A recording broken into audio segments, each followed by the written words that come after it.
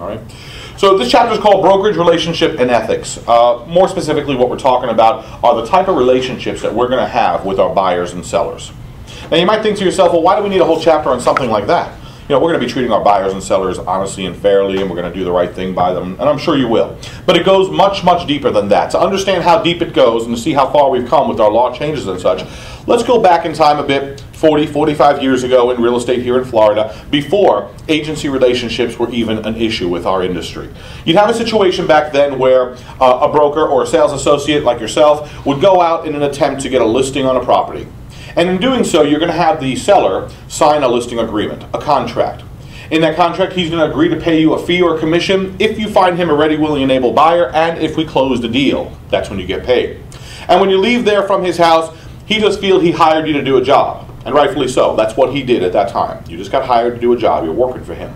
Now you leave, and you go try to find some buyers. And as you work with buyers over the next 2 or 3 months or so or longer, you start realizing that buyers start getting this false sense of security as if you're working for them. It feels that way sometimes. Sometimes it seems like you're negotiating on their behalf. It seems like you're looking out for their best interest at times. And then what happens is, one evening comes along and you get a call from one of your buyers. They say, come on over, my wife and I want to put an offer in on that house that we saw a couple times. And when you get there, you know, after you say hello to everybody, the husband takes you aside and says, listen, he says, my wife loves this house. She's got to have it. She says, I realize they're asking $200,000 for the house, but we're going to put an offer in of $180,000. But if they don't go for the $180,000, we're prepared to go to the full $200,000 if we have to. At that point, that buyer has just said too much. Because he has no clue who we actually work for at that point in time, he has just given me a piece of information that put himself in a disadvantage, because what I got to do next, I got to go to that seller and tell the seller, who I do work for, tell him to sit tight, don't do anything, because they're coming up to your $200,000. At that point, I could have easily just cost that buyer $20,000 in that situation. And today, with the way that our disclosure laws are now, if that happens now, I will be liable for that $20,000. He can sue me for the $20,000. I guarantee he will get his money, whether from my pocket or from a special fund we'll discuss later on, and I'll probably lose my license over that little scenario. So to prevent that from happening, over the years, they created disclosure requirements, making sure that we let buyers and sellers know who we work for, if anyone. And we don't have to work for anyone. We just have to make sure we have full disclosure about that sort of thing so people are clear on what's going on. Now, what we're about to talk about here only has to do with residential sales. We're not talking about commercial or agriculture or anything else, only residential, and we know our definition of residential. We'll discuss it again tonight a little bit. We're not talking about a lease, we're not talking about business opportunities, we're just talking about a residential sale. That's when we have to actually use these disclosures.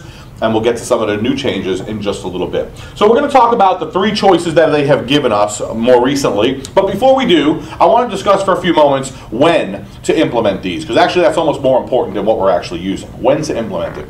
To put it simply, early in the game. Absolutely early.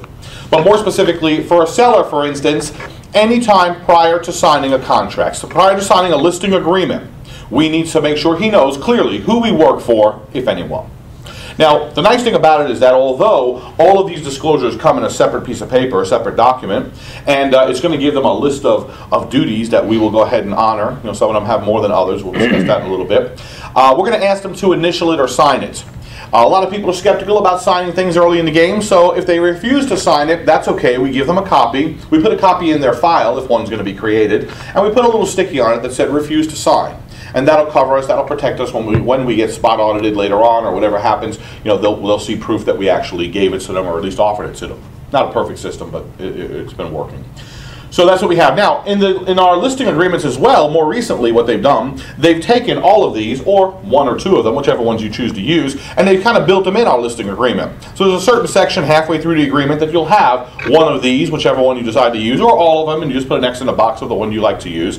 And that way, although we still ask him to initial that little section, if he doesn't, I'm not too worried about it, because at the end of that contract, he will be signing that, because we're not going to take the listing if he doesn't sign the listing agreement. So if we ever wind up in court down the road and I'm in front of a judge, obviously a judge is going to see that he signed the bottom of that contract, so we can all assume that he probably read the rest of it, we hope. So we got some added protection there for a seller. So once again, it's pretty simple. For a seller, anytime prior to signing a listing agreement or a contract, we need to make sure he knows who we work for, if anyone. For a buyer, it's just as easy. Anytime prior to showing him a piece of property, we need to make sure he understands who we work for, if anyone. Now, I'm not just talking about walking him through the door of a house we're showing him. I'm talking about before I actually give him all the information he needs to go on my website and start looking at the MLS and start pulling up properties there too. Because the minute he starts looking at properties and he starts sending me emails, giving me information he shouldn't be giving me because he doesn't know at that point if I work for anyone or who I work for, I need to do all this before that.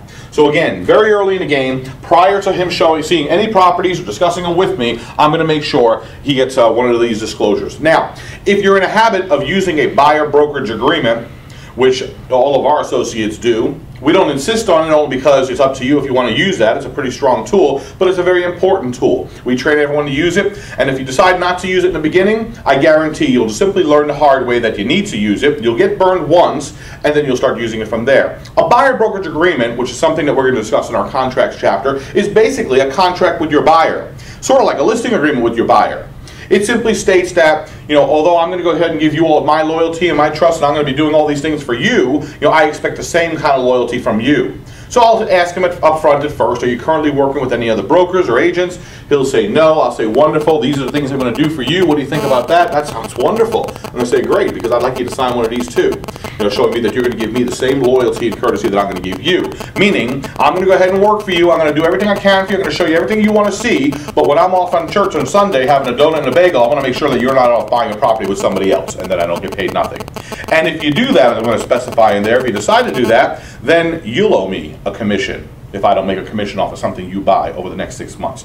In essence, that's what it's all about. And when described properly and presented properly, they will sign it. And if they decide not to sign it, well, personally, and most of our associates, will send them away. We'll let them walk. That's a buyer who's ready to buy or thinks he's ready to buy. If he doesn't want to make that kind of a commitment, we will let them walk. And although that might sound kind of harsh in the beginning, and you might think to yourself, I'm not going to let any buyer walk, you'll let them walk the first time, or you'll not let them walk the first time and still do business with them, but the first time that you lose that $18,000 check, you'll realize, oh, I guess I won't do that anymore, and you're going to make sure you get some kind of loyalty.